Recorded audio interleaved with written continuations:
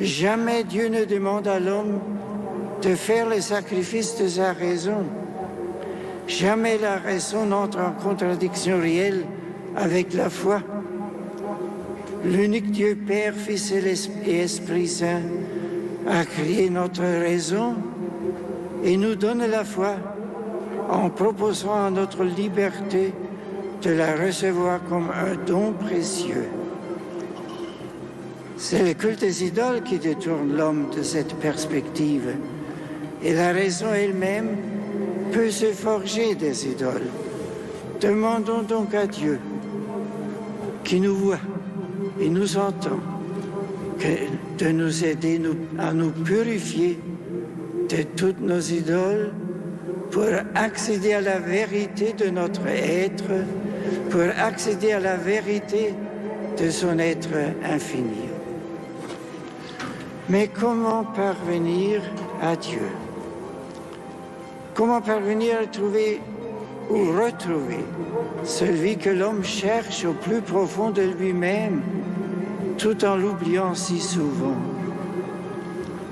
Saint Paul nous demande de faire usage non seulement de notre raison, mais surtout de notre foi pour le découvrir. Or, que nous dit la foi? Le pain que nous rompons est communion au corps du Christ. Les coupes d'action de grâce que nous bénissons est communion au sang du Christ.